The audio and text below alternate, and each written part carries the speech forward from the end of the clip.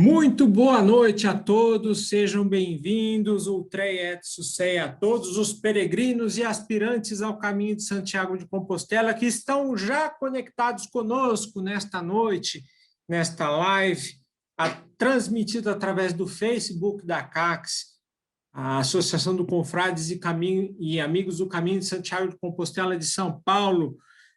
Hoje somos extremamente privilegiados por termos nesta live a participação de dois escritores, dois peregrinos veteranos que percorreram o caminho de Santiago de Compostela e que hoje irão compartilhar conosco várias impressões e emoções que sentiram cada um em seu caminho.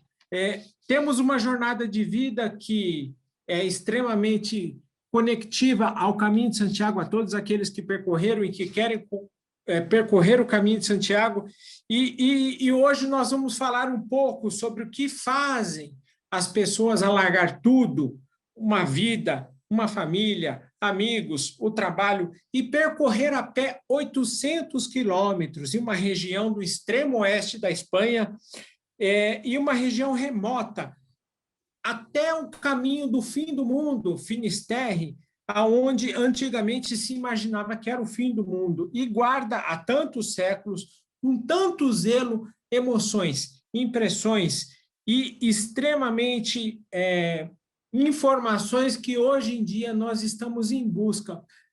Através desse momento que nós vivemos, nós estamos buscando conectar essas emoções, essas impressões. Então, quero dar as boas-vindas ao nosso querido fotógrafo e escritor Gui Veloso. Seja muito bem-vindo à nossa live. Gui, você está aí, me ouve?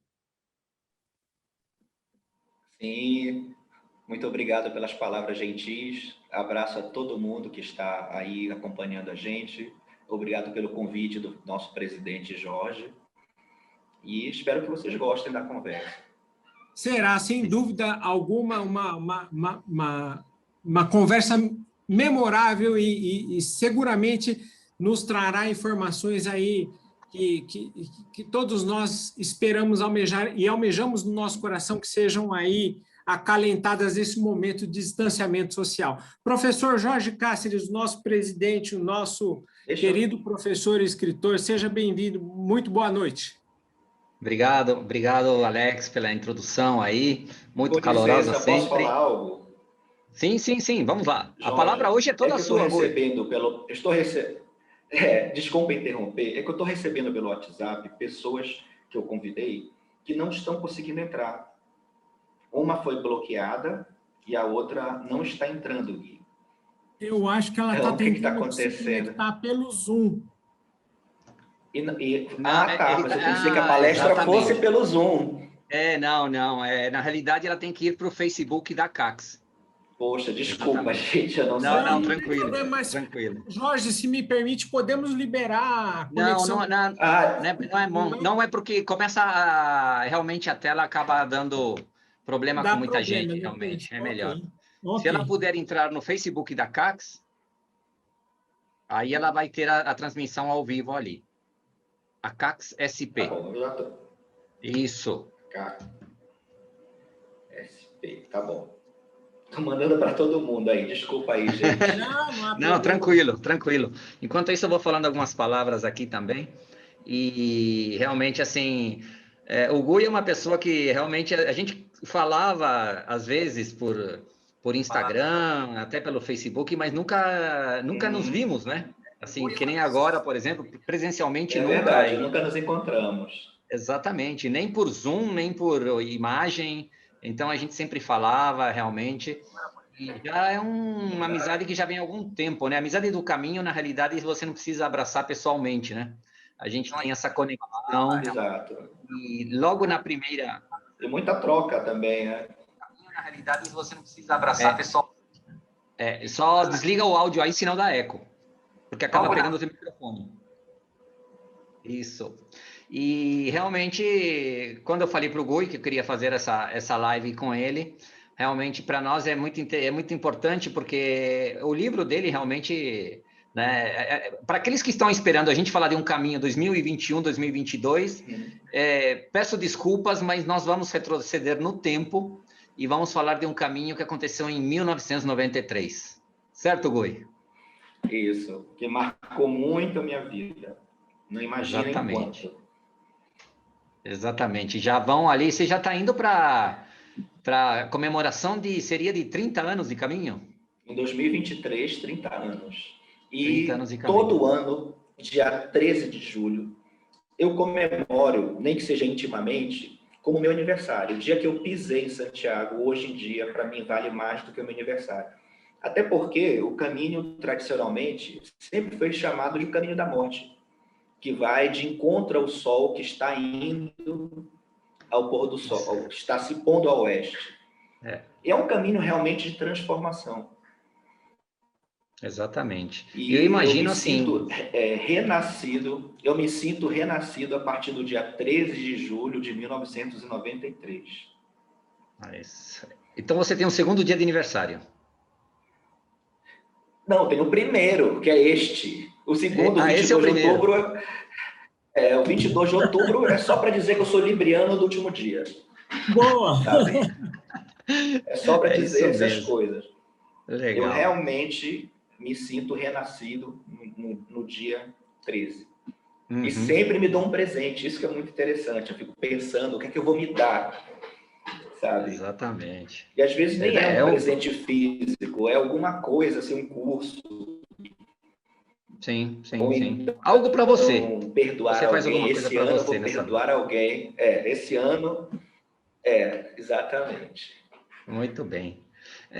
Alex, eu vou te pedir o seguinte, o Alex ele vai ficar... O Alex vai ficar atento também, por se ter alguma pergunta também no Facebook, que as pessoas queiram fazer. Logicamente, se o volume for muito grande, a gente não sai daqui hoje. Então, cuidado com o volume de perguntas também. Eu anoto aqui e a gente transmite ao Gui depois, vamos filtrar aqui. Pois é. E hoje nós vamos quebrar um pouco o protocolo, né? Porque normalmente o Alex, ele fala um breve currículo da pessoa, assim por diante. E essa semana eu tive contato com o Gui, né? A gente trocou muita figurinha e o currículo dele nunca chegava aqui na minha mão, né? E eu falava assim, mas esse Gui tá aprontando, né? E aí eu falei assim, não, deixa ele comigo. Aí eu falei assim, não tem currículo dele, então a gente vai apresentar assim muito brevemente. E eu descobri por que você não me passou o currículo, mas se não, eu acho que o teu currículo, se eu fosse falar dele, ia a live toda, né? Porque você, durante esses 20 anos pós-caminho mesmo, exagero. Depois você não parou mais, você veio com uns projetos muito intensos também, né? Mas eu não sabia que você era Gui, eu achava que era um Guilherme, alguma coisa assim, mas o teu nome é Gui. Meu nome é né? Gui. Benchimol Veloso. Benchimol Veloso. É Gui? É Gui. Para economizar cartório, colocaram o nome de 3 letras. Pois é. E nascido em Belém. Sou de Belém, moro ainda em Belém, aqui na Amazônia, uma terra também de muitas tradições culturais e religiosas, como, por exemplo, o Círio de Nazaré, que é a maior procissão do mundo. Exatamente. Inclusive, existem aglomerações de pessoas no mundo maiores, como a Kumbh Mela na Índia, por fins religiosos. Mas uma procissão que vai do ponto A ao ponto B, aqui é a maior. Com 1.100.000 pessoas na procissão noturna e 2.200.000 no dia seguinte. É incrível. E é verdade que você é advogado de profissão? Vamos pular essa parte. Não, sim, mas você se formou em Direito. Você se formou em Direito. Tô brincando. Eu me formei em Direito, tirei a OAB e cheguei a estagiar, a trabalhar um pouco no ramo. Mas intimamente eu sabia que existiam paixões maiores, que na época era a literatura. Eu achava que dava para ser escritor no Brasil, pode, não? É coisa de final de adolescência, né? Eu jurava que dava. E a fotografia. Quando eu fiz o caminho e terminei no dia 13 de julho, eu vi que eu não entraria no fórum de novo. E assim aconteceu. Eu só entrei no fórum para casamentos, para separações, mas eu, como advogado, não entrei mais. Não li nenhum processo, a não ser coisas de família, assim, né? Alguém que me pede uma colaboração, mas eu larguei a vida jurídica para seguir meu sonho. Sim, E sim. na época... Mas você já tinha fotografia antes, como hobby? Sim, já tinha desde os 17 anos. Já tinha exposto em algumas galerias e tal. E depois de 93, não teve jeito. Eu segui exatamente os meus sonhos, por mais difíceis que fossem. Eu sou de uma família de advogados que não entenderam ter um filho artista, até hoje, talvez. Espero que ninguém esteja ouvindo. Nenhum familiar esteja ouvindo. E primeiro eu fui para a literatura, escrever. Comecei logo depois a escrever o livro, que a gente vai falar depois, Guia Láctea. Sim, sim. Depois, nesse tempo também, eu também comecei a trabalhar em agência de publicidade como redator. E, ao mesmo tempo, que eu fotografava. Claro que depois eu tive que escolher que lado eu iria e escolhi a fotografia artística. Claro, claro. Isso tudo culpa do caminho. Mas é transformador, realmente. Bom, eu não vou me estender na tua biografia, realmente, porque é impressionante esses lugares que você passou já, curador na Bélgica, exposição em Denver, na Bienal das Américas, você esteve também na Bienal aqui em São Paulo, e depois nós vamos falar até do Penitentes. Eu quero que você fale um pouco do Penitentes, porque realmente o pessoal acha que você sumiu, né, do caminho, mas na realidade você traçou um caminho ali de quase 20 anos com esse Penitentes, e eu estava vendo aqui que são 204 grupos religiosos que você foi atrás, e se a gente dividir isso pelos anos... Pois é, mas você fez quase que um por mês, praticamente, uma média enorme, absurda. Porque são como 14 grupos por ano, praticamente uma média, digamos, né? Isso é realmente um trabalho impressionante de pesquisa também, né? Você é um pesquisador e tanto, né? E esse Penitentes, que a gente vai comentar um pouquinho depois, que acabou disputando o Prêmio Jabuti, né? Ele ficou entre os 5 classificados e teve melhor capa também, uma capa que eu achei que era tecido, realmente, quando eu olhei ela ao vivo. Impressionante também. Obrigado. Trabalhos, claro, eu fiquei sabendo com essa pesquisa, eu não sabia que tem também trabalhos teus no MASP. Quem é de São Paulo vai poder ver também o Guy Veloso ali, no Museu do Mar do Rio de Janeiro e de Arte Moderna no Rio também, para quem está no Brasil. Para quem for para o Porto, para começar um caminho português, passa pelo Centro Português de Fotografia, Guy Veloso está por ali também. E esse tema religiosidade, realmente, eu acho que te pegou forte, porque veio o caminho de Santiago, veio uma passagem pela Índia, onde você acabou fotografando Satya Sai Baba, um líder religioso, e, inclusive, o Dalai Lama também. Então, você vê que, assim, pelo que eu percebi, a religiosidade é muito intensa nesse ponto na tua obra, né? Digamos, de fotografia, né? E você foi a fundo, realmente. Também como pessoa. Isso acaba refletindo na obra. Eu vou compartilhar a tela. Eu vou compartilhar a tela aqui para a gente começar a conversar um pouquinho, né? E temos essas duas capas, né, que você acabou utilizando, né? Deixa eu passar a imagem para frente. Essas duas aqui que estamos vendo agora. A primeira é de 93, não é isso? Não, a primeira eu lancei em 99, que também foi ano santo. 99 no ano santo. Eu vi que dava para mudar algumas coisas, para acrescentar outras histórias. Tá com eco para vocês? Não. Ah, tá bom. E refiz algumas partes, e também o layout. E acrescentei fotos minhas, que era algo que todo mundo reclamava, porque não tinha fotos no livro. Claro. Então, a edição final da segunda à quinta. E inclusive, uma coisa que durante eu a queria... pandemia, eu coloquei o texto aberto na internet. Desculpe interromper, Jorge. Eu não estou conseguindo enxergar ele. Está gerando eco, sim. Está dando. Está dando eco. Só um minutinho. Espera um pouquinho só. Que eu quero colocar ele na tela também, a gente não está aparecendo. Você vai ter que desligar.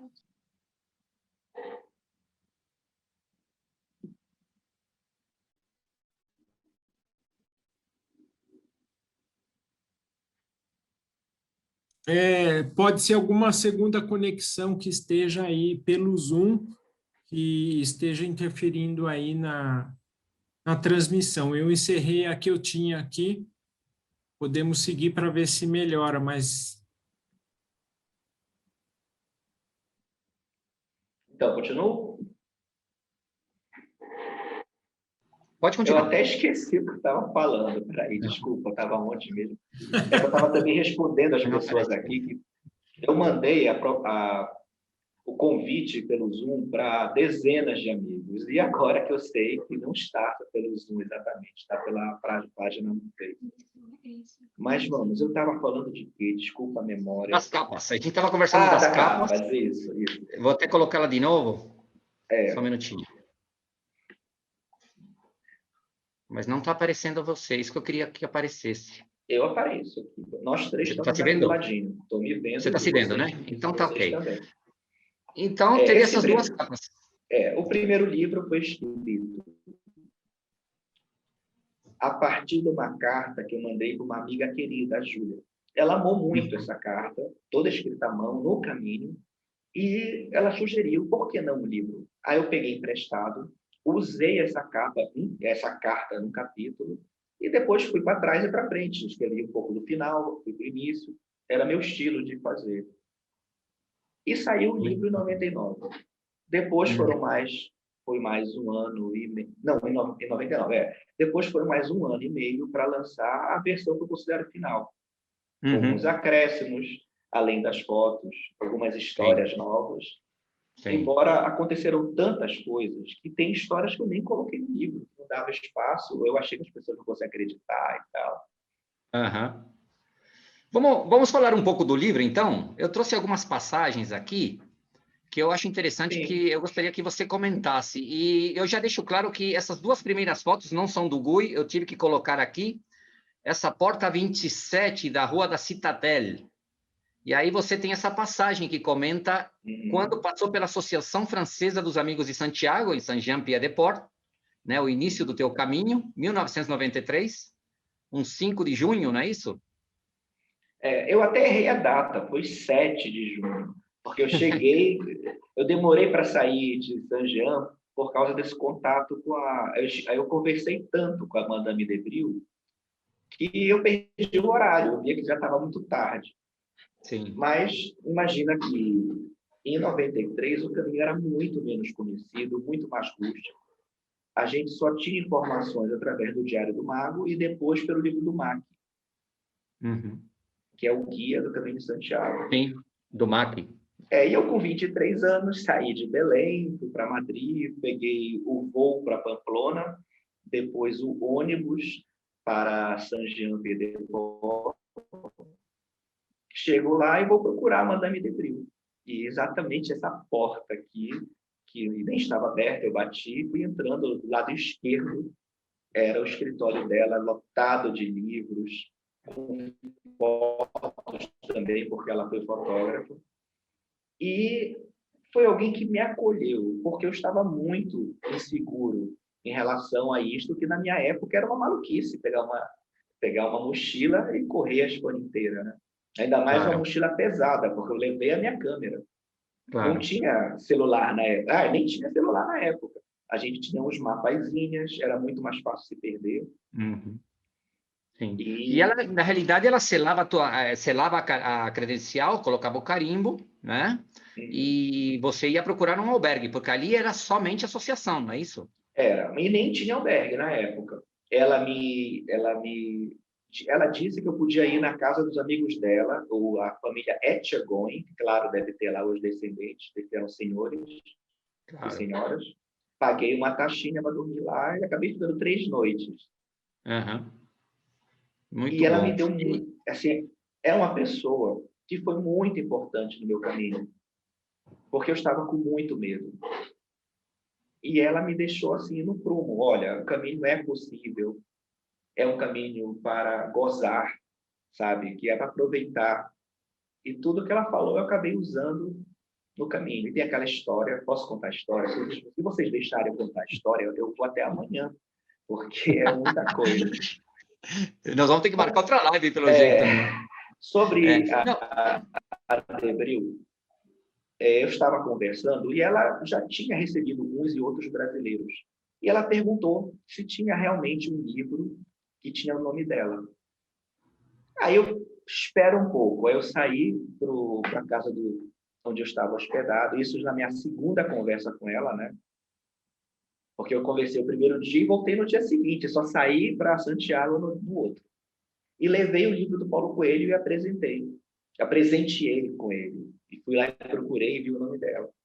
Ela ficou emocionada, porque o Brasil, para eles, naquela época, era algo assim de fim do mundo. Como é que o cara vem para cá, do Brasil? Só que eu não me toquei, esqueci, o jeito que o Paulo tratou ela no livro. Teve uma hora que ele chama ela de velha, teve uma hora que ele chama ela de bruxa. Então, depois de algum tempo, eu descobri que ela não gostou da história e até processou o Paulo. Não sei, realmente, não sei se isso é verdade.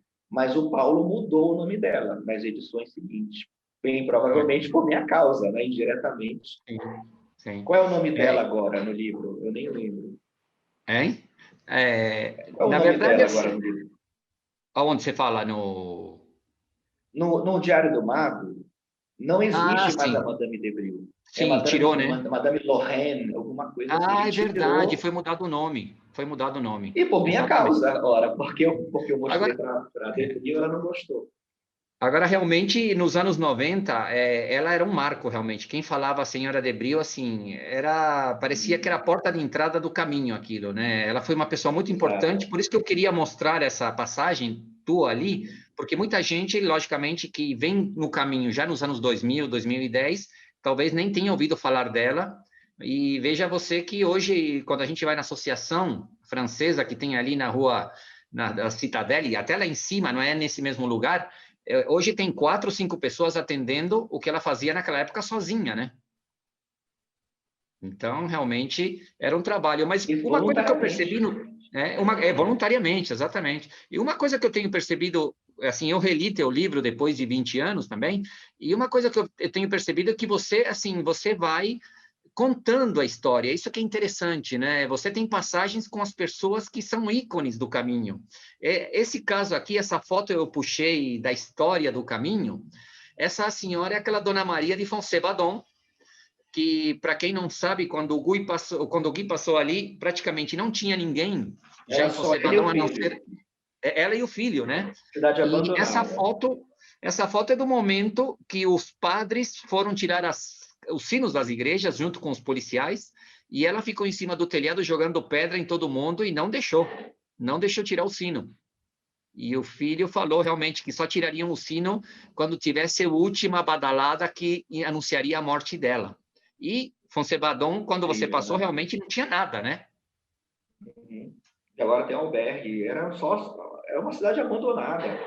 Acontecia algo que, como ele está no declive, quando batia muito vento, algumas pedras rolavam. Era fantasmagórico, assim, uma cena de filme mesmo. Assim. E ela não quis papo comigo, né? Não deixou que eu tirasse fotos. Eu tentei conversar. E que tu estavas falando sobre as histórias, o meu jeito de peregrinar é muito diferente do que eu vi da maioria das pessoas lá na Espanha. Eu vou muito devagar, até porque eu estou fotografando, né? Tenho que parar para tirar a câmera da mochila e tal. Mas eu fazia questão de conversar com todo mundo que pudesse. Todos os vilarejos e cidades, quando eu chegava, eu parava no primeiro bar, pedia uma água, um vinho, um café, e lá vai a conversa fora. E como eu tive problemas sérios no joelho em Pamplona, o médico, eu fui até no médico, inclusive, que me aconselhou a ir de ônibus para Santiago. E como ele viu que não ia dar certo, ele me obrigou a tirar um dia por semana para descansar. Então, eu não descansava, eu ficava no albergue, não, eu ficava no hotel, eu saía do albergue para não pegar o lugar de alguém, e ia conhecer os pontos históricos e estudar aqueles locais. E também eu tive a ajuda de livros, como do Juan Artienza. Na época que eu escrevi o Via Láctea, já existia internet, eu já tinha o site, que é o santiago.com.br, e já dava para saber algumas coisas também online. E o meu caderninho, toda noite eu fazia lá os tópicos do que eu passei. Também tinha sonhos assim, muito interessantes, tudo está anotado. E boa parte dessas anotações estão no livro. Muito bem. Essa mulher foi impressionante mesmo. E se você ver Concebadão hoje, eu acho que não tem uma casa abandonada.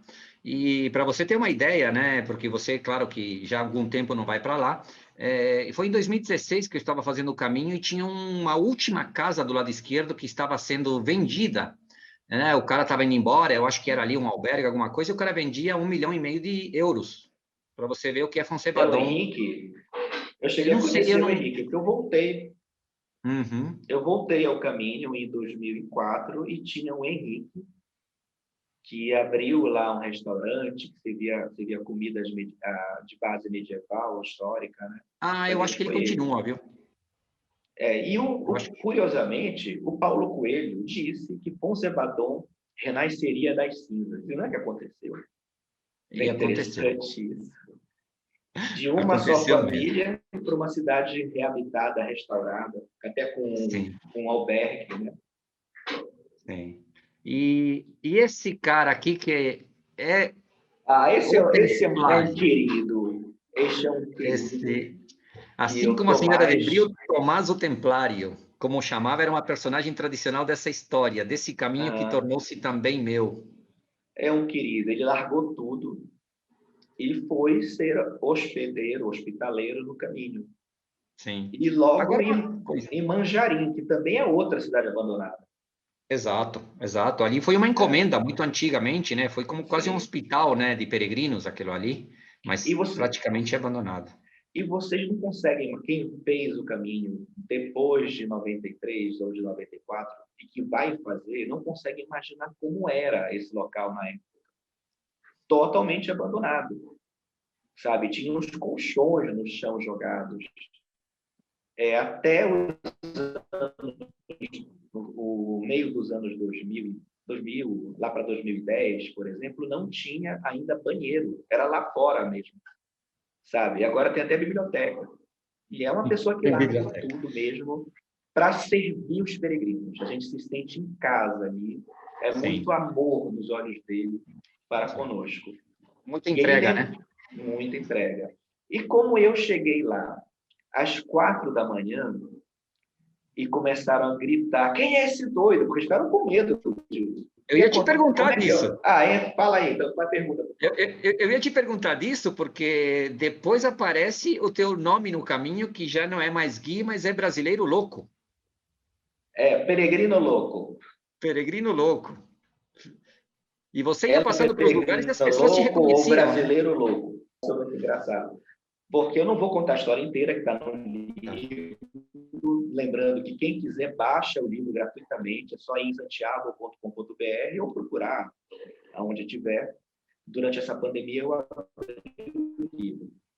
E eu tive uma intuição, uma vontade interior de dormir num ponto mágico do caminho, um ponto clave, que é a Cruz de Ferro. Consegui fazer isso, enfrentando medos e outras coisas mentais, outros receios. Só que teve uma hora que ficou muito frio, apesar de ser verão. Estava no topo da montanha. Aí eu saí de lá, quase que correndo, e meia hora depois eu chego no albergue e bato na porta desesperado, que estava muito frio. Aí ninguém queria abrir a porta. Eles ficaram com medo do que estava acontecendo. Até que o Tomás foi lá, abriu a porta, me colocou do lado da lareira, que era praticamente uma fogueira, e todo mundo começou a dizer, esse cara é maluco, né? Às 4 da manhã, devia estar quase 0 graus. E é isso, aí todo mundo já ia passando. Tem um brasileiro maluco por aí que dormiu ao relento. E como era raro, naquela época, ter brasileiros, começou a falar de boca em boca, fiquei um pouquinho famoso no caminho de 93. Inclusive, você comenta que você passava nos lugares e o pessoal falava, você que é o brasileiro maluco? É muito louco. Tinha isso, E até hoje o Tomás lembra dessa história. Ela é o peregrino louco. Sim. Agora, você, nesse caminho de 93, por exemplo, você não tinha albergue a cada 3, 4 quilômetros? por É assim exemplo, hoje, eu nem sei. cafeterias. Está assim hoje, eu não sabia. Hoje eu acredito que você não fica mais do que 5 quilômetros sem albergue. Havia na época aquele medo de ter calculado errado e andar à noite e se perder, né? Era um caminho muito mais rústico. E, como talvez até deve ter hoje, de chegar no albergue e estar lotado, ter que dormir no chão. E tinha as pessoas que devem ter hoje também, que são os atletas, aqueles que não querem fazer o caminho, eles querem só turistar, não é peregrinar. E que acordam cedo, vão andando o mais rápido possível para pegar as melhores camas, para tomar banho de água quente. E eu sempre falo que o caminho não é isso. Eles vão chegar mais bem dispostos no albergue, vão chegar em Santiago achando o máximo que eles fizeram, mas eles não vão ter aprendido nada, não vão ter se modificado nada, porque eles não fizeram o caminho. Eles só andaram o caminho, que é algo diferente. Só passaram pelo caminho, não o conheceram. Não fazem hoje parte do caminho, porque as nossas pegadas também estão lá, metaforicamente falando. Nós somos parte do caminho, como o caminho é parte de mim. Exatamente. E qual foi a pergunta mesmo? Eu já fui mudando tanta coisa aí. Não, é justamente essa história do peregrino louco, né? Porque me chamou a atenção que daí para frente virou um adjetivo, verdade. né? Exatamente, né? Mas Isso, interessante. isso. Outra das coisas que eu acho muito interessante no teu livro, e que na época me chamou a atenção, eu li teu livro logo em 99, foi quando saiu, né? Essa viagem de 93 e 99, mas que não era um livro que comentava, por exemplo, hoje eu fiz 30 quilômetros, eu parei aqui, comi, tomei um café. Você, a todo momento, você vai colocando referências históricas, né? Isso me chamou a atenção, porque eu, em 1999, quando descobri o caminho pela primeira vez, a gente sabe a dificuldade que era a internet, né? Já não tinha muita informação, as associações estavam ainda começando, você vê que a CACS é de 95, mas ainda prestava um serviço praticamente que você ia na casa do presidente pegar uma credencial, e você, nessa época, você já vem com esse livro, comentando, por exemplo, aqui sobre o cristianismo, as comunidades neolíticas, povos celtas, romanos, o próprio Finisterre, e você vai dando a todo momento, num livro que não tem 200 páginas, a todo momento informações históricas. E eu queria saber, assim, a minha curiosidade é assim, como é que eu em 1993, quando ele voltou e começou a escrever o livro, tinha as informações. Você trouxe livros de lá? Como é que aconteceu esse teu contato com a história do caminho? Várias. A história entrou comigo em várias épocas. Mesmo antes do caminho, eu sempre me interessei pela história dos celtas, pela Espanha, e eu já tinha algumas informações referentes ao caminho.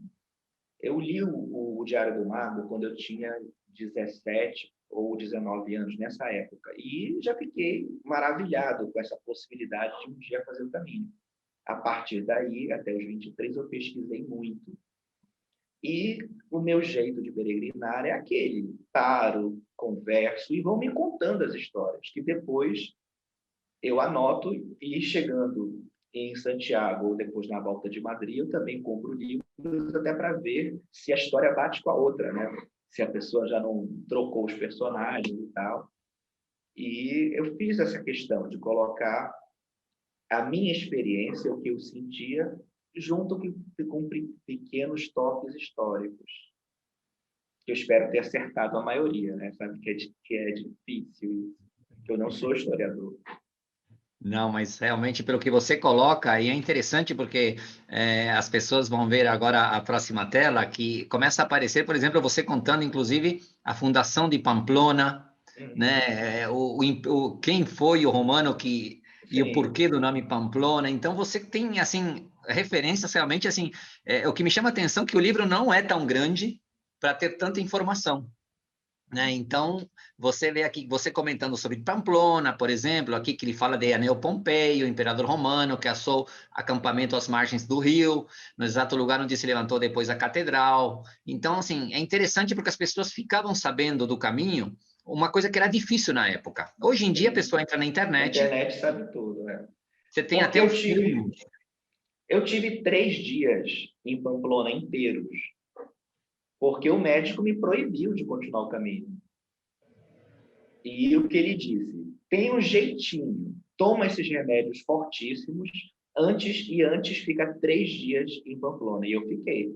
Só que eu não fiquei na cama, né? Eu fui na catedral e em outros pontos, na muralha. E, claro, esses dados eu peguei ao vivo lá na hora. Tive tempo, Claro. hoje que o peregrino geralmente não tem. Eu Sim. tive como sair do trabalho por 40 dias. Eu sabia que não existia essa necessidade tão grande de correr. Aí eu fiz um caminho muito tranquilo, de estudo, tanto estudo espiritual, como estudo histórico e estudo interior, para descobrir quem eu era naquela época. Sim. E que acabou influenciando muito de quem eu sou agora. Só algo que eu lembrei, sabia que, como não tinha associação no Brasil, eu peguei minha credencial com a Madame de Bril. Olha. Eu tenho a assinatura dela na minha credencial, sabe? É lindo isso. Eu cheguei a ver algumas assinaturas da Madame de Bril, mas era, por exemplo, carimbando já um segundo carimbo, por exemplo, né? Já tenho amigos que me mostraram já. E, assim, a assinatura dela, mas assim, num segundo ou terceiro quadrado. Você não, você pegou ela com a assinatura dela, né? No primeiro, e com Exatamente. carimbo da associação dela. Eu não, Exato. eu não fiz pela associação de nenhum lugar, eu fiz pela associação lá de Saint-Jean-Pied-de-Port. Claro. Bom, em São Paulo não tinha associação ainda. Não tinha nada. Então, claro. E é uma coisa que, olha, eu te confesso que uma das grandes paixões minhas é Onat, né? A É ermita de verdade, Onat. é E você verdade. tem duas passagens interessantes ali. Numa delas fala aqui, por exemplo, por um instante deixei minhas ideias vagarem por aquelas pedras seculares que envolviam-me. Fechei os olhos e parecia sentir a força templária pulsando em minhas veias. Era como uma cerimônia de iniciação, o começo de um período. E você fala tudo o que eu acho aqui. Realmente, Eunat é uma iniciação, né? Isso. Tudo bem que eu tinha 23 anos, sabe? Que fantasiava muito. Ainda fantasio, né? Eu vivo de arte, né? Mas eu senti exatamente isso naquela época. Eu tirei os E sapatos para entrar em Eunat. Eu deambulei 7 vezes ao redor de Eunat. Eu nem coloquei isso no livro, sabia? E eu senti algo muito diferente. Como eu acho que as pessoas sentem o poder telúrico de certos locais, como a própria Catedral de Santiago, que eu senti ainda mais forte do que o Nath. E ela, por estar afastada da cidade, no meio dos campos, ainda causa uma impressão muito maior ao chegar, de não ter barulho de carro nem nada, só os passarinhos. verdade. E, E aqui na eu segunda fiquei passagem você fala sozinho. assim, na passagem você fala depois, a seguir você fala assim que na minha mente vieram imagens de um banquete medieval, lutas sangrentas, cerimônias, mas logo ocupei a imaginação efeitos do vinho opaco, porque parece que ali por Uterga ou Muruzabal você tomou um vinho e a pessoa te falou para ir na igreja, porque você não sabia de Onat, né? Não, eu sabia de Onat. Ah, Mas eu achava que tinha que ir para Puente la Reina para voltar, para ir para Eulate. Mas não precisava, era só fazer um desvio pela esquerda, o que eu amei ter feito. Naquela época, a gente pegava informações e elas não batiam exatamente, né? Tinha gente que dizia que subir os Pirineus era fácil. Fácil não é. Inclusive, eu estava falando antes com o Jorge, eu nunca mais subirei os Pirineus. Eu fiz essa promessa para mim mesmo, tá? Nunca mais, porque eu passei muito mal fazendo. Foi muito desgastante e dramático. Já o Sebreiro, que diziam que é o fim do mundo, eu não achei, sabe? Eu achei fácil, talvez porque eu já fosse no final, eu já estava melhor fisicamente, mas subi de mochila, inclusive, e cheguei lá e falei para mim mesmo, é só isso? Tanto que eu continuei, eu não fiquei em Sebreiro, eu continuei até o povoado seguinte e acabei dormindo na cozinha, que não tinha vaga, mas assisti a missa. Lá também é um local emblemático, né? Que a gente senta ali e tem uma sensação de paz incrível. Sim. E já que a gente comentou desses ícones do caminho, né, que se tornaram ícones, na época eles eram pessoas que entregavam corpo e alma ao caminho, mas você chegou no albergue Ave Fênix do Jesus Rato, era praticamente assim, era pós-incêndio, né? Era uma tenda, porque o albergue original tocou fogo, ainda diziam a boca pequena, né, que tinha sido proposital. E, por coincidência, na mesma cidade, que é Triacastel, não, fugiu o nome da cidade dele, Vila Franca. Vila Franca del Bierzo. Nessa cidade ainda existe a casa de alguém que era da Inquisição e que fazia isso com as bruxas, tocava fogo. Eu não sei se era o próprio Torquemada, mas eu tenho uma casa... Torquemada tinha casa. O Torquemada tinha casa em Vila Franca. Então, mais uma coincidência do caminho entre milhares, tocaram fogo, ou sei lá, não sei se tocaram, mas o albergue foi incendiado, até porque ele era do lado da igreja. Então, com certeza, alguma secretaria de turismo não gostava disso, de ter pessoas que naquela época eram considerados hippies. O caminho não tinha esse status de negócios. Era algo que só o pessoal mais pobre ia, porque era tudo barato. Então, eu entendo porque as pessoas olhavam, na época, o Jesus Rato de outra forma. Não gostavam dele. E ele é uma pessoa que deu tudo pelo caminho. Eu tenho uma história até que eu não vivi, mas me foi contada. Que durante um jantar, a esposa dele estava brigando com ele, dizendo: você não faz nada para a família, só faz para os peregrinos, sempre los peregrinos.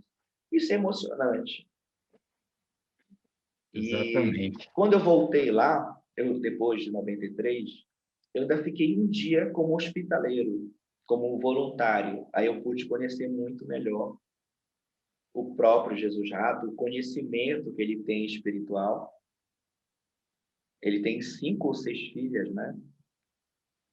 E ele faz tudo do bolso dele. Ele ganha muito menos dos peregrinos do que ele fez lá. Quando eu voltei, não era mais tenda, não era nada improvisado. Era um albergue feito de pedra, aos moldes medievais, com todo carinho, um lugar limpo. É incrível. Uma coisa que eu reparo na tua foto é que sempre tem muito movimento, né? O meu estilo, eu fotografo, o meu estilo hoje em dia ao menos, não essa foto de jornal, é algo mais artístico mesmo. E se tremer, para mim, eu vou até gostar, porque vai entrar na minha estética, por mais que digam que está tremido, que está mal feito, mas é o meu jeito de transmitir a dramaticidade ou a emoção que eu estava sentindo. Eu não quero mostrar o que eu estou vendo, eu quero mostrar o que eu estou sentindo. Não é foto jornalística. Essa aqui do meu querido Henrique é uma foto jornalística, praticamente. E é um senhor que se curou de câncer e que estava fazendo o caminho todos os anos e para o resto da vida, enquanto ele puder. Ele vai vestido a caráter. Todos os anos ele vai, né? Todos os anos ele vai. Eu conheci algumas pessoas assim também. Ele vai assim, a caráter mesmo. A caráter mesmo. Essa, se não me engano, é aquela ponte de Órbigo, não é? Sim. Hospital de Órbigo. Exatamente, o Hospital de Órbigo. Você chegou a caminhar com ele um pouco? Não digo caminhar, porque o meu jeito de peregrinar é ir sozinho. Claro que, de certas horas, eu ia com um grupo de amigos, geralmente brasileiros, que se atraem no caminho, mas eu gosto de ir devagar. E as pessoas iam, me passavam, mas era muito comum, como havia muito menos albergues, a gente saber mais ou menos aonde o outro vai se hospedar. Que se tem albergue daqui a 5, por exemplo, daqui a 5 quilômetros, eu sei que essa pessoa é pouco demais. E se tem a 40, é muito. Então, eu sei que vai ficar no albergue mais ou menos de 20, 25 quilômetros. É. Aí, Porque assim, eu gosto de fotografia, mas não tenho mínima vocação para isso, mas aquela foto de guardar o momento, né? E eu sempre me preocupo, e quando eu estava olhando tuas fotos, eu dava risada de mim, porque a gente, assim, né, procura olhar uma igreja, vamos olhar para o lado, deixar ela quadradinha tal, e aí você vem com uma foto que mostra um detalhe da igreja e mostra mais que eu mostrando a foto inteira, né? entendi, Essa que é obrigado. a riqueza do fotógrafo, né? O que Nós é realmente... fizemos até um audiovisual para quem ficar até o fim. Vamos mostrar as fotos assim artísticas, um ensaio com início, meio e fim, do que eu senti no caminho, não do que eu vi. Vocês vão poder notar essa diferença. Sim, sim. Você falou até, não, vamos colocar umas fotos que eu tenho assim mais naturais, nada profissional, e essas fotos que a gente está mostrando agora, né? Esse peregrino que aparece com uma santa, né? Com a Santa Maria. É um grupo que resolveu fazer o caminho, um grupo muito religioso, que cada dia a mochila de um era dividida o peso entre os outros e ele levava a santa. Não é incrível? Olha, isso será que é Manharim? Porque pelo É telhado ali. Manharim. Não, é Manharim, sim. Eu encontrei com eles em alguns albergues e só fotografei em Manharim e o Tomás fez um pequeno ritual templário quando viu Sim. essa santa. E, pelo que eu sei, ele continua fazendo. Ao meio-dia de Jerusalém, que lá na Espanha é 9, mais ou menos, tendo ou não peregrinos lá, ele faz um ritual com a espada virada para Jerusalém. É até uma dica: durmam lá para conhecer o cara, mas não marchem desde cedo. Fiquem um pouco, conversem, e se ele fizer, vocês vão ver esse ritual, e mesmo que ele não faça, o convívio com alguém como ele vale a pena. Vale a pena perder horas e horas, entre aspas, perder. Aquilo que eu falo, não é para ser um caminho de corrida, de apostar corrida, é para ser um caminho sentido. Tanto que tem gente que não tem 30 dias que faz 2 vezes, faz a de Saint Jean até Burgos, depois continua. E também ninguém obriga as pessoas a sair do ponto que tradicionalmente a maioria faz, que é Roncesvalles ou Saint Jean. Se tem só 15 dias, sai de Astorga, por exemplo. Muita gente me pede para calcular, me fala assim: eu tenho uma resistência física pequena, só vou ter tantos dias, diz em que cidade eu saio. Aí eu faço um cálculozinho para ele. Claro. E deixa eu ver aqui mais uma coisa. Olha assim, um detalhe, por exemplo, né? Você colocou aqui um céu com uma cruz e praticamente mostra mais do que eu querer mostrar só a cruz com o pedestal. Por isso que o olhar de vocês assim, encanta realmente, né? Porque Obrigado. você tira suco de limão, né? Aquela coisa de deixar uma limonada boa mesmo, né? Detalhes, por exemplo. Você tem uma coisa, talvez eu tenha uma coisa muito relacionada com você, que é tirar foto de portas. Eu adoro tirar foto. Eu fiz um ensaio sobre as portas do caminho. Se eu tivesse medido, eu mandava, a gente apresentava. Olha, portas, maçanetas. Isso também, detalhes. E só Sim. quem está andando consciente, não pensando em outras coisas, no seu trabalho, na família, acabam vendo.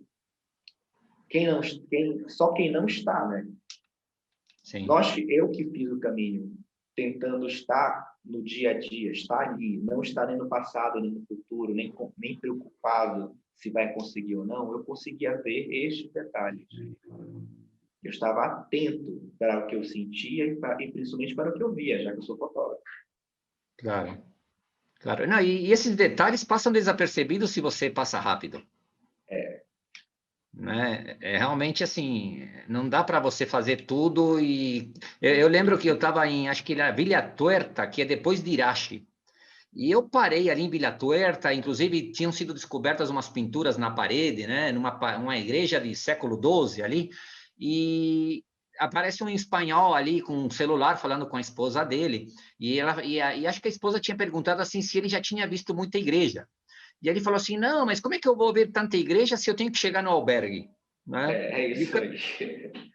E eu, assim, eu entro em todas, porque eu acho, assim, no meu modo de ver, assim, eu não sou aquele ultra católico convicto, mas eu acho que a religiosidade cai no caminho de uma forma absurda na tua cabeça, assim, de uma vez só.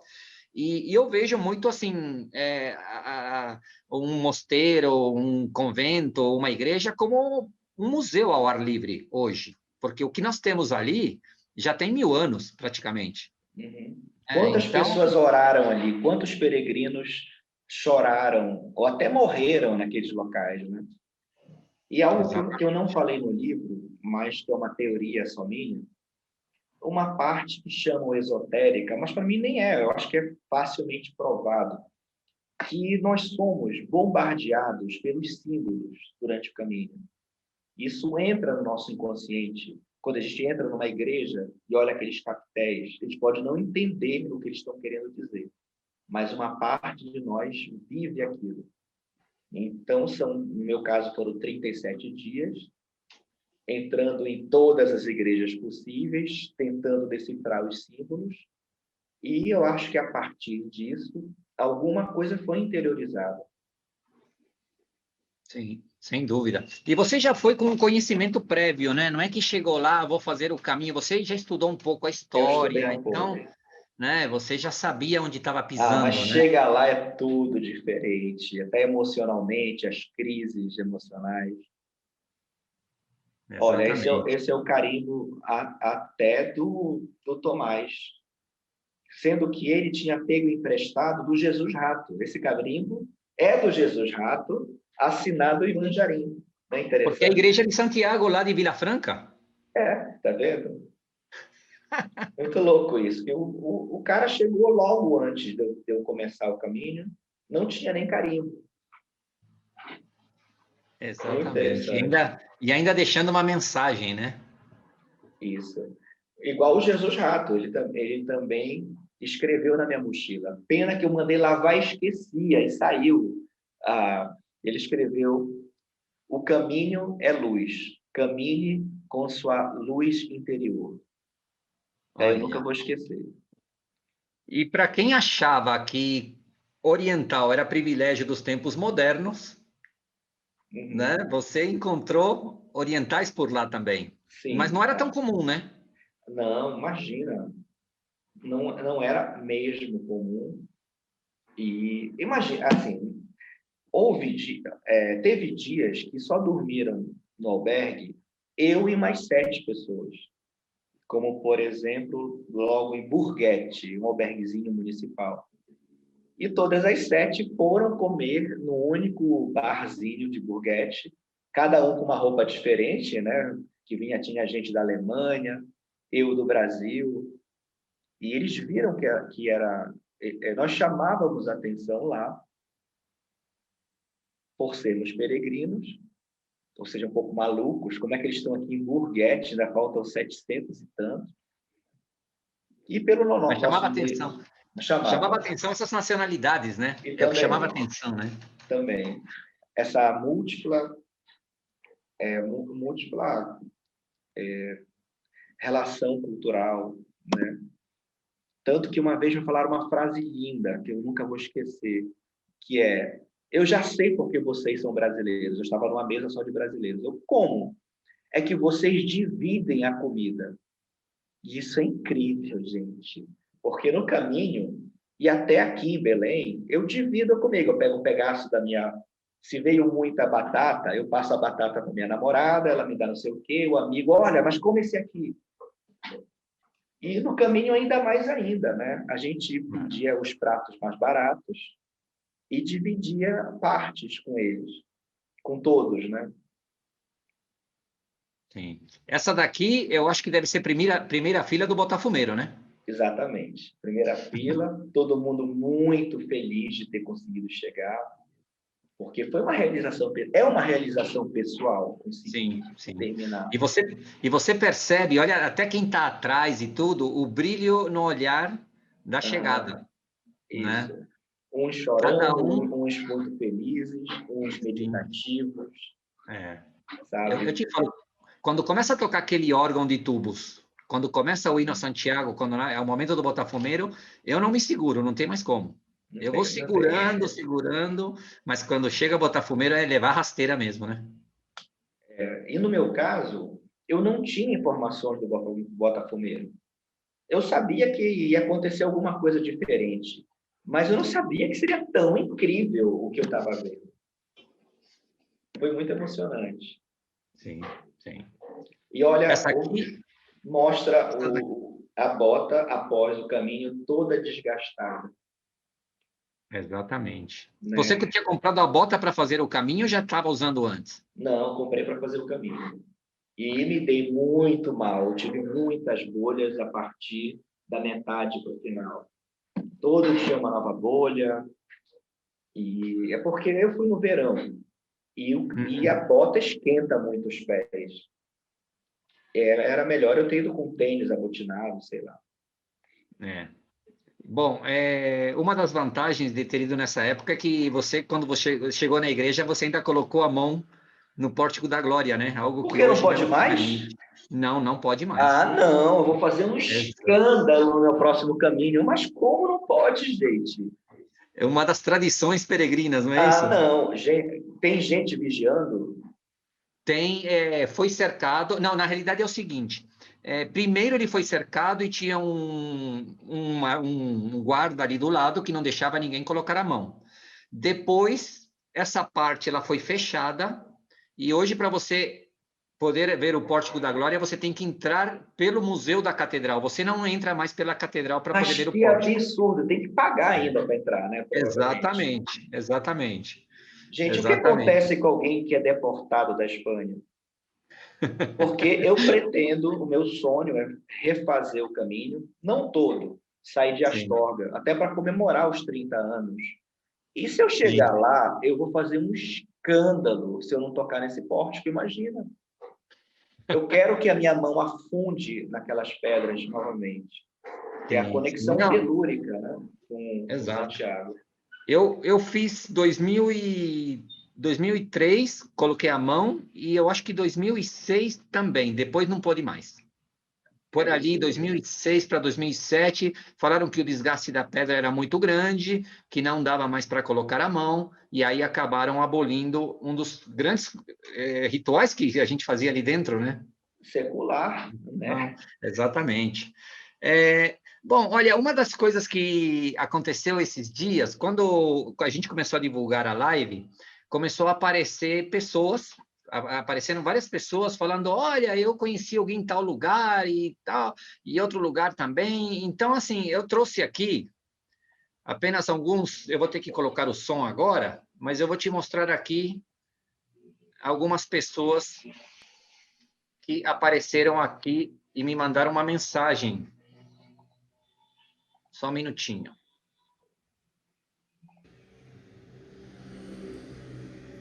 Olá, Gui Veloso. Como é que vai? Tudo bem? Que honra, que prazer de estar aqui participando da sua live e relembrar que há mais de 20 anos eu tive a oportunidade de conhecê-lo no caminho de Santiago. Era um dia tranquilo, eu estava em Castrojeriz, no bar La Taberna, do nosso amigo Tonho e da Maria de Jesus, naquele que todos consideravam o consulado brasileiro no caminho de Santiago. E naquela oportunidade nós nos conhecemos ali, né? E foi muito marcante para mim, pelo seu nome e pelo seu trabalho, né? Naquela época a gente era assim, tinha poucas informações do caminho, né? E você fazendo um trabalho maravilhoso, né? Fez o seu livro, né? O Via Láctea, e suas fotos, né? E naquela oportunidade você estava lá para fazer as suas fotos, né? Você parece que não estava no caminho, você estava apenas fazendo fotos, né? Para o seu trabalho, que com certeza ficou muito marcante no mundo peregrino. Então, parabéns pelo seu trabalho e um grande prazer de estar aqui para lembrar aqueles momentos que nós nos conhecemos no bar do Tonho e da Maria de Jesus, no Consulado Brasileiro, lugar de boa comida e bom acolhimento, né? Pena que hoje eles estão aposentados e morando em Burgos, né?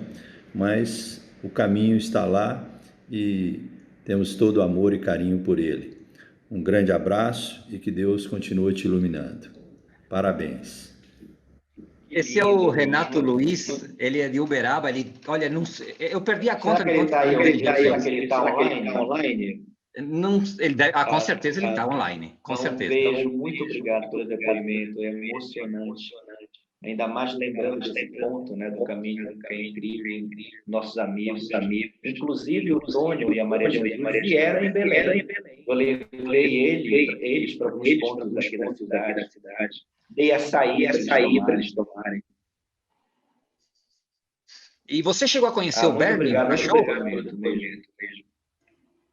Você conheceu o Bernie, o cachorro, o pastor alemão? Ele me seguiu até Burgos. Está dando até um pouco de eco. Não, está dando um pouco de eco, mas é justamente porque está o vídeo ligado. Mas... Tá. Vamos lá, vou te passar mais uma. Não que ele tenha me seguido, ele que me levou para Burgos. Uhum. E esse aqui? Fala, Gui. Joia, 20 anos depois, estou aqui falando com você. Lembro que a gente se encontrou na igreja e você tirou uma foto de mim, eu de costas de mochila. Aliás, eu não tenho essa foto, se você tiver, me mande. Você já me mandou uma vez e se perdeu em algum lugar. E é isso, cara. O caminho deixa a gente, de alguma forma, juntos, numa frequência uníssona, muito parecida, de vibrações muito parecidas. Então, o que eu desejo para você é que você continue fotografando, assim como eu, que também virei um amante da fotografia, e que você tenha um bom caminho. Um abraço, cara. Valeu. Lindo. Isso a gente não combinou nada. Essa é surpresa de vocês. Exato. O Guto Pinto, né? Um cara que eu conheci. Legal. Para você ter uma ideia, essa página que ele criou, né? Quando começou a história do Facebook, né? Que ele criou a página Caminho de Santiago.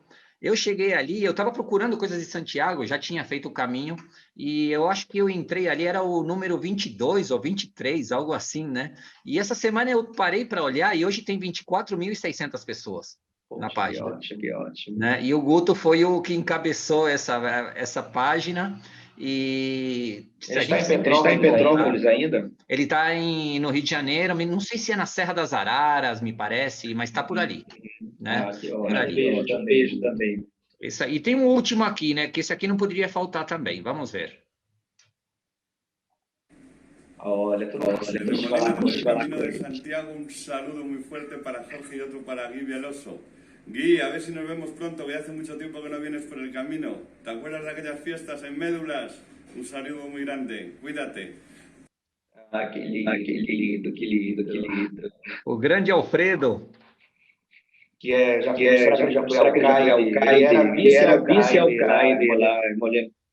E um amor de pessoa. Sim, ele me levou para passear lá nas Médulas, de carro. Foi incrível, são muitas histórias. Sim, e só um minutinho aqui. E realmente, assim, o caso do Alfredo foi interessante porque no meu primeiro caminho eu sentei, ele viu que era brasileiro e a primeira coisa, olha, eu conheço alguns brasileiros e você conhece o Gui Veloso? E eu já sabia do livro, né? E ele me contou, né? Olha, não, ele faz tempo que não vem, tal, porque isso foi 2003, né? E toda vez que eu vou para o caminho, eu sempre passo lá, ele cuidava do albergue municipal, lembra? Não existe mais? Lá no final da estrada. O albergue continua, mas ele construiu um que se chama Santa Marina, quase na frente. Maravilhoso também. E ele tem um segundo albergue no centro de Molina Seca, que se chama Compostela também, que, se não me engano, a irmã dele que ajuda também, mas é um peregrino com todas as letras, né? A gente pode dizer que realmente ele é uma pessoa muito especial, realmente. E aí, Alex, tudo bem por aí? E aquilo que eu falei desde o início. Opa! Tudo certo aqui, Jorge. Gui, vai lá, fala, Gui. Diga, Gui, pode falar. O que eu falei, eu quero reiterar o que eu falei no início.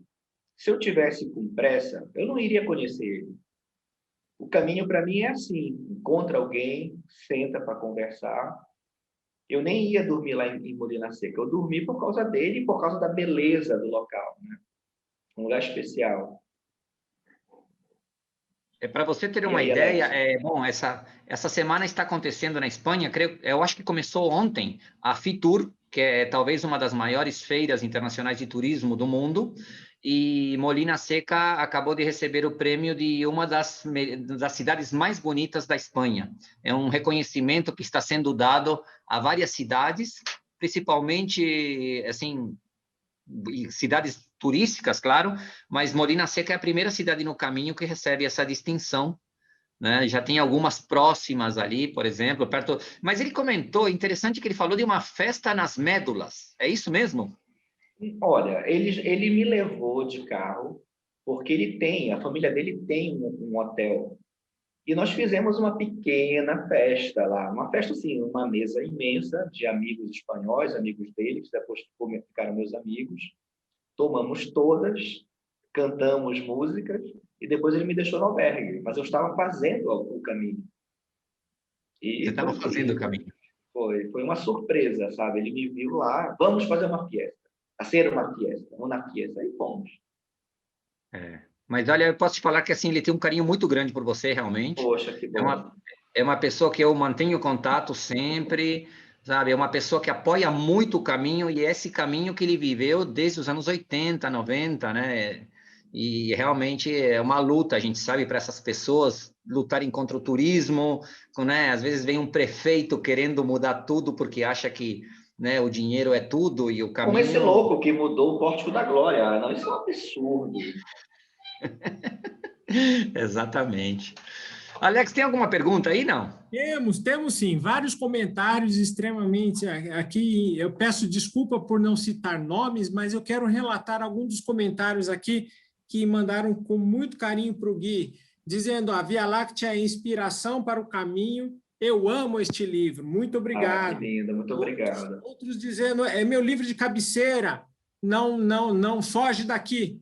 Né? Gratidão, outros agradecendo, Gui, muito obrigado por ter liberado o livro de forma gratuita aí nesse momento. Né? Suas histórias, suas lindas histórias nos cativam, muito obrigado, também mais um agradecimento aí. Esse caminho foi a minha transformação, a minha vida, uma história de ensinamento, de paciência, tolerância, compreensão, com muita fé e, acima de tudo, persistência. Muito obrigado, Gui, pelo seu exemplo. E teve uma pergunta aqui que me chamou bastante atenção, inclusive é o capítulo 7 do seu livro, que fala sobre os milagres. Qual foi o grande milagre? Aqui, fazendo um resumo, você já comentou aí de maneira bem entusiasta nessa live aí, mas qual foi o grande milagre na sua vida e o que você espera que nesse momento o caminho seja de milagre na vida dos futuros, dos aspirantes peregrinos ao caminho? O caminho é algo simples. Tanto que o Paulo Coelho falou no livro dele, que é o caminho das pessoas simples. Não é para se ir à Espanha esperando ver anjos ou alguma coisa. Então, o grande milagre comigo foi a minha transformação com 23 anos. Eu acho que eu me tornei adulto no caminho de Santiago. Eu comecei a saber o que eu quero das coisas da minha vida. Deixei de ser um adolescente tardio para ser adulto fazendo, e tive muitas intuições, claro. Tive alguns eventos muito estranhos, como todo mundo que faz o caminho relata, coincidências, pessoas que me chegam do nada e falam certa coisa que era exatamente o que precisava, aquela luzinha que precisava para completar algo que eu estava elucubrando. E sabia, eu nem falei para vocês, De 93 até hoje, é a primeira conversa que eu faço sobre o caminho. Eu já tinha falado uma vez numa palestra sobre a parte histórica, eu falei apenas histórica. É a primeira vez que eu falo sobre a minha experiência no caminho. Porque eu tinha medo de chorar o tempo todo, sabe? Porque é muito emocionante falar sobre essa história. E tá aí, depois de 28, 27 anos, primeira vez que eu relato ao vivo, né, para tanta gente, sobre o nosso caminho de Santiago. Gratidão, gratidão. Eu que agradeço a presença e o convite. Nossa, com certeza. Agora você quebrou minhas duas pernas aqui com essa história. Realmente... Nunca. Né, podem buscar na internet, assim, que eu nunca fiz. Não, e realmente, assim, eu sei que você tem um carinho grande pela CACS também. Eu vi teu nome no quadro de associados, que eu fico olhando os livros lá. Sim, eu acho que e eu sou encontrei 17, o nome. né? Exatamente, então, realmente. E conta um pouco para a gente, eu vou colocar agora um pouco sobre, assim, o pós-caminho, que você entrou num projeto chamado Penitentes. Uma coisa que me chamou a atenção é que no livro Via Láctea eu achei 2 vezes a palavra penitentes. Então, gente, eu nunca me toquei. Não lembrava disso. 2 vezes apareceu ali a palavra penitentes e eu falei, olha como é que já estava como que no DNA ali do livro já essa semente germinando. Como é que surgiu esse projeto? Porque realmente você entrou num outro universo, digamos, da tua fotografia, que te levou praticamente 17 anos, quase 18 anos de pesquisa, como eu falei para você. Eu fiz as contas e praticamente você acabou visitando muitos lugares por ano, né? Talvez uns anos menos, outros mais, mas realmente o trabalho é impressionante e chama atenção justamente pela... o foco mais norte e nordeste. Como é que foi toda essa pesquisa que você fez com penitentes? Porque antes, já a minha vida como artista, como fotógrafo, eu sempre caminhei na seara da religiosidade. Antes dos penitentes, eu tinha feito um ensaio que virou exposição sobre as romarias no Brasil. E descobri numa romaria que existiam os penitentes, que são comunidades familiares fora da Igreja Católica, totalmente laicas, e que determinadas épocas do ano, em especial a Quaresma e a Semana Santa, eles saem às ruas fazendo rituais medievais, com muito sincretismo, com muita estética, já que a maioria dos grupos usa uma indumentária especial que lembra os penitentes medievais. Inclusive, é uma tradição europeia que veio para o Brasil com a colonização e vive até hoje. Que pouquíssima gente conhece, já que são em cidades pequenas ou em vilarejos. Eles só saem à noite, fazem peregrinações vestidos assim, por horas e horas, vão rezar nos cemitérios, pedem pelas almas perdidas ou que estão no purgatório, lembrando que alma perdida não existe, que está por aí pela Igreja Católica, né? É algo muito sincrético. E em alguns casos extremados, eles praticam a autoflagelação, cortando as costas, mas são pouquíssimos grupos que ainda fazem, nos mesmos moldes que era na Idade Média. E a maioria deles são grupos secretos, que eu tive que ter muita paciência, muita pesquisa, contato prévio, negociação para poder fotografá-los. Foram 17 anos de pesquisa, tanto a pesquisa histórica como a pesquisa a campo. Eu passava 40 dias por ano fotografando eles e tive a sorte de ser o primeiro pesquisador a provar que essa tradição existe nas 5 regiões do país.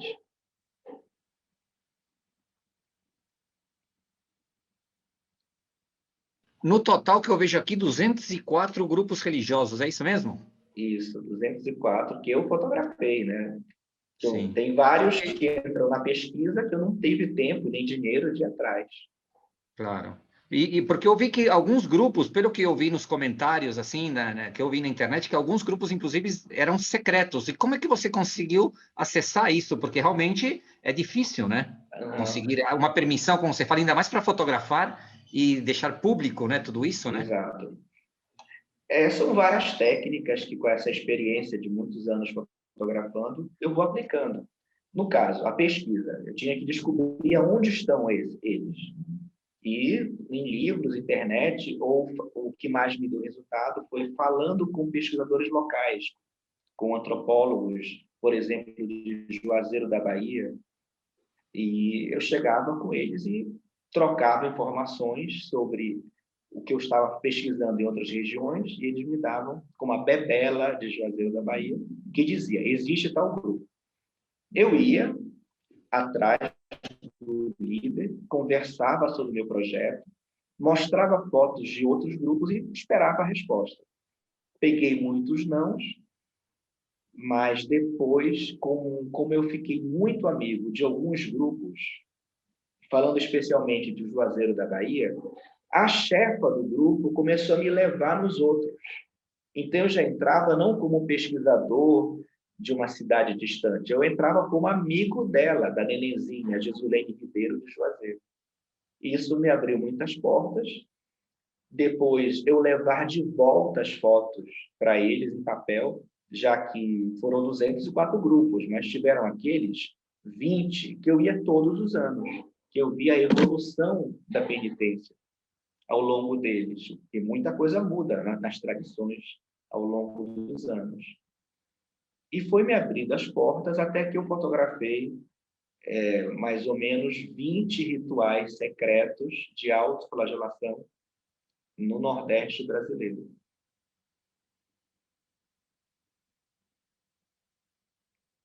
Não estou ouvindo. Uma baita pesquisa realmente, né? Porque sabemos que para você conseguir uma autorização, às vezes, e quantos não você recebeu, mas você recebeu 204 sims, né?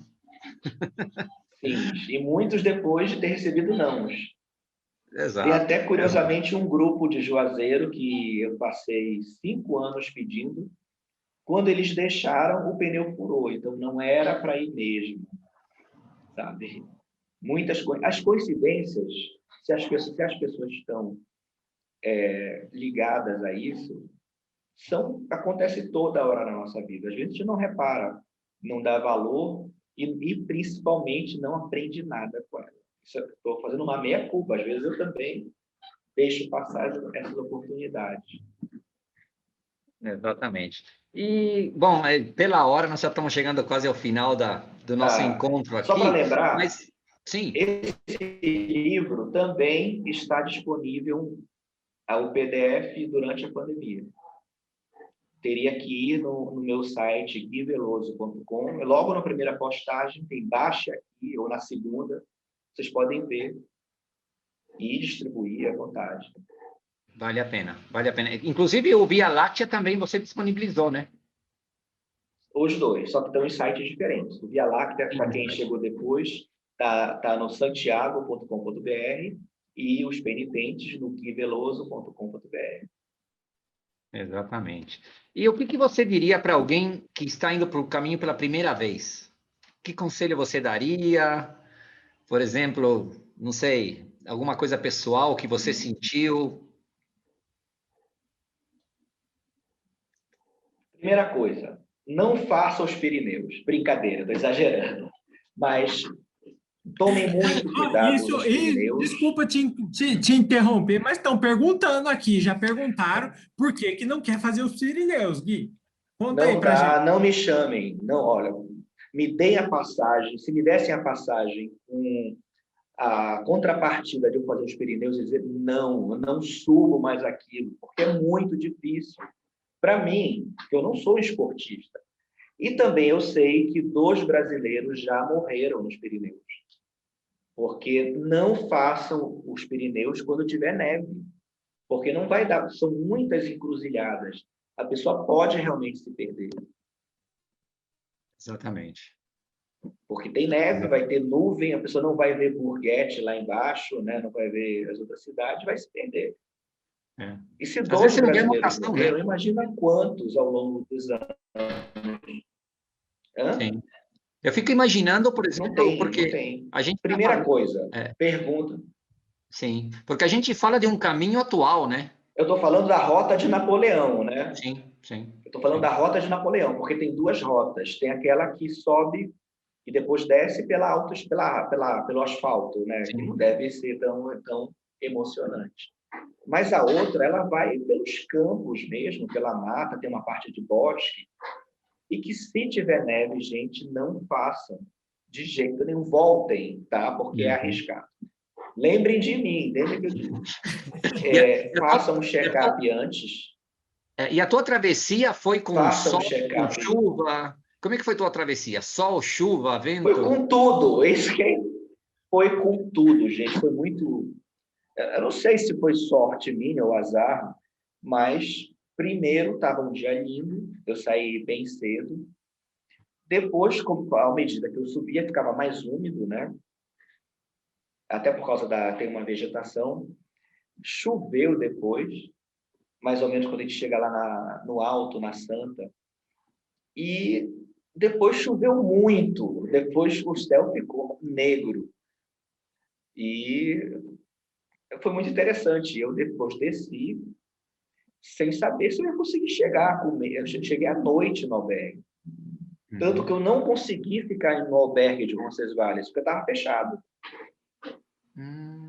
Aí eu fui jantar. Isso você falava de hospedaria. Eu dormi lá na hospedaria. Quê? Porque você falou de Burguete. É Burguete a primeira cidade, Burguete. né? A primeira é Burguete, sim. Você ficou confundido. Sim. Mas você já chegou à noite? Eu cheguei cheguei à noite. Saí 6 da manhã e cheguei 10 da noite, quando já estava escurecendo, mais ou menos, lá.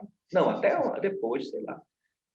Porque, gente, eu não me perdi nos Pirineus, mas eu não estava preparado psicologicamente e estava naquilo de fotografar tudo, e parando, conversando com as pessoas. O dia foi passando. Choveu, que é uma coisa horrível quando chove, lá em cima, ao menos o frio. E depois eu tive que descer correndo, com medo de alguém me pegasse, no caso, a Defesa Civil. Eu passei por um carro lá da Defesa Civil e eles repararam o estado físico que eu estava. E eu não queria de jeito nenhum pegar um carro. Para mim, naquela época, eu era muito ortodoxo. Hoje em dia, sem problema, pegava a carona deles e descia. Sim. E outros conselhos, não corram. O caminho é para ser gozado.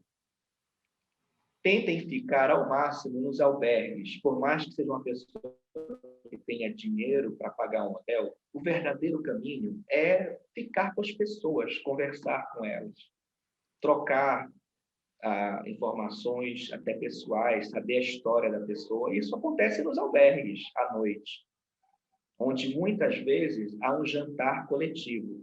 Cada um compra uma coisa, alguém cozinha, outros lavam e todo mundo come junto. É muito lindo isso, porque vários albergues têm cozinha oferecido para a gente. Façam um caminho para vocês, não aquele para fotografar e mandar no Instagram, sabe? Quando eu for de novo, se eu não tiver casado, porque eu não estou casado ainda, mas se eu não tiver casado e com filhos, eu vou sem celular, de verdade, usando o antigo Correios Peregrinos, que era um papel, era um caderno que te deixava mensagem para quem estava atrás e recebia mensagem de que estava na frente, sabe? E se proteger do sol, aproveitar o caminho, aproveitar as coincidências, ver os sonhos que vocês têm. E também tinha um conselho, para terminar, de quem não vai. Todo mundo pede conselho para quem vai. E aquela pessoa que não tem condições financeiras ainda, ou até não se sente com condições físicas. E isso que seria a coisa mais importante que eu falaria agora. Que o caminho de Santiago pode ser feito aqui, no Brasil, metaforicamente.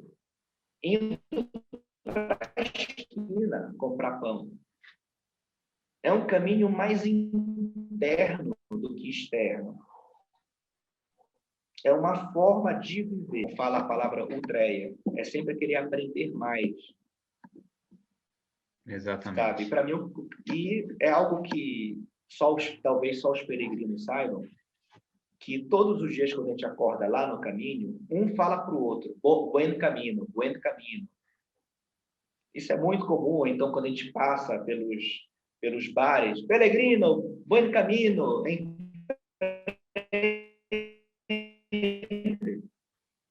e quando a gente chega em Santiago, a gente continua falando buen camino, porque o caminho não termina em Santiago, o caminho continua para sempre, o caminho não tem fim. O grande problema é que depois de Santiago não tem setas amarelas, a gente tem que seguir mais ainda o nosso caminho. Exato. O caminho não tem fim, nunca vai sair de mim. Uhum. Aconteceu com você também o que aconteceu comigo, que você chega na sua cidade e fica olhando para ver se encontra setas e faltam setas na tua cidade ou não? Não chegou a esse ponto, mas eu cheguei um pouco aéreo, sabe? Não reconhecendo mais da onde eu saí, porque eu devo ter mudado tanto e toda a parte física continuou igual, né? Aí eu falei, gente, eu sou daqui, eu sou de lá. E eu devo sonhar com o caminho no mínimo 2, 3 vezes por semana. De certa forma, ainda estou lá. Eu trouxe o caminho comigo, inclusive. Eu peguei aqueles tubinhos de filme fotográfico e enchi de terra lá do Monte do Gozo. Ele está aqui na sala, eu devia ter trazido para vocês. O caminho está na minha casa também. Fisicamente. Fisicamente. Exatamente. Tatuei Peregrino no meu pé também. Exatamente. Gui,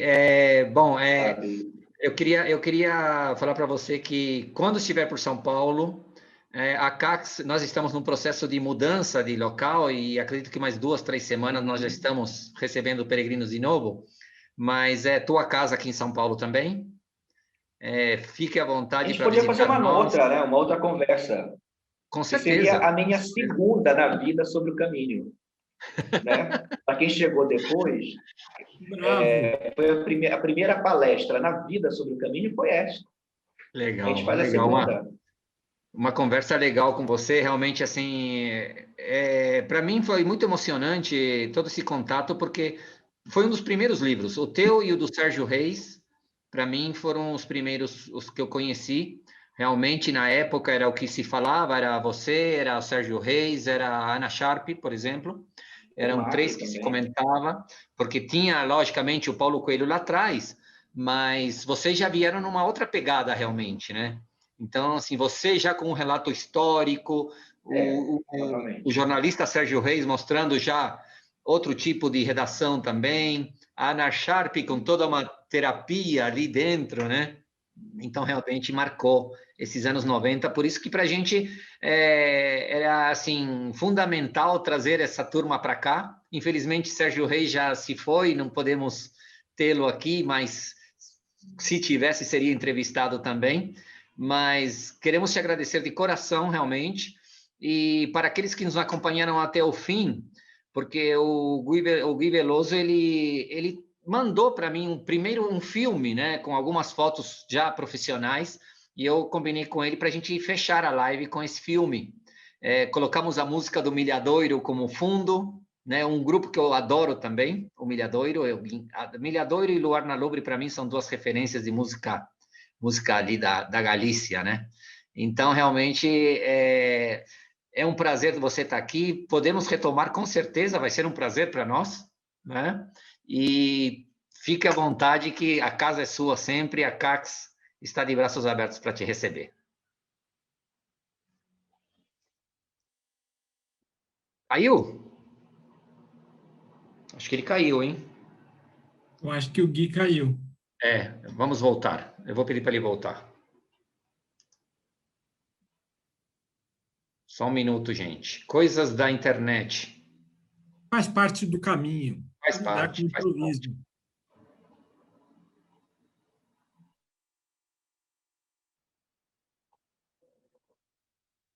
Falando com ele aqui, ele já vai entrar de novo.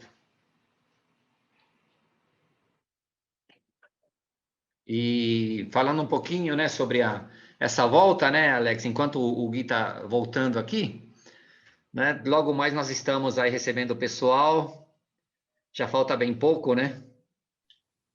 A sede está muito bonita, eu não posso mostrar as fotos, mas olha, Será uma gratíssima surpresa a todos os associados e aos futuros associados da CAC São Paulo.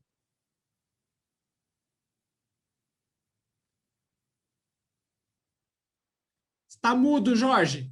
Você está mudo. Sim, agora sim. Não, Agora realmente foi um mês intenso, quase 2 meses intensos, né? Porque aproveitamos a pandemia justamente para entregar uma casa, voltar preparar a nova também, mas tudo com muito carinho aí, pronto para ter essa nova sequência realmente, né?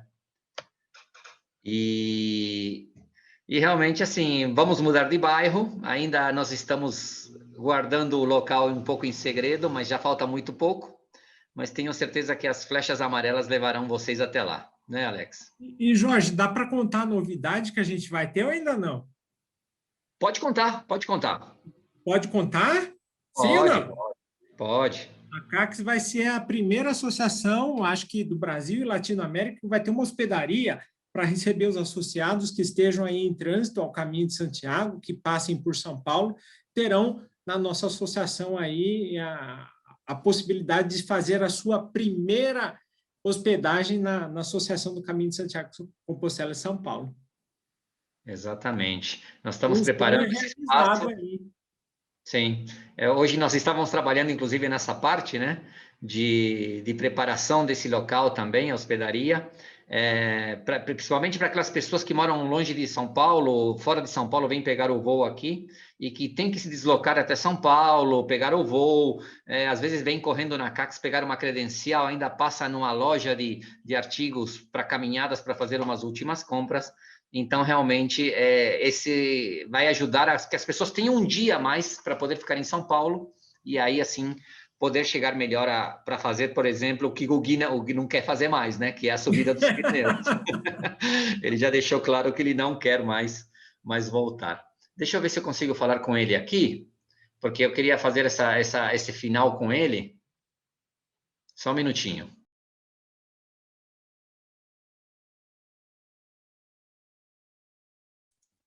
Essa é a realidade da conectividade, né? Às vezes a gente se conecta, se desconecta aí em fração de segundos e às vezes a reconexão acaba sendo um pouco mais demorada do que a primeira vez. Mas vamos lá, seguimos em frente aí, agradecemos a todos vocês que estão aqui conosco, seguindo esta live, mais esta live da Associação dos Confrades e Amigos do Caminho de Santiago Compostela de São Paulo. E aí estamos com o Gui outra vez. Voltei. Seja bem-vindo novamente, Gui.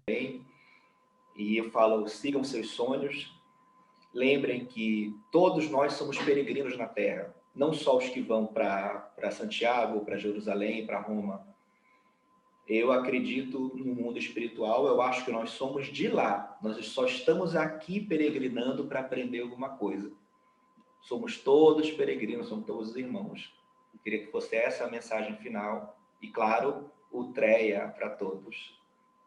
Adelante, sempre mais acima, sempre mais além. Bravo.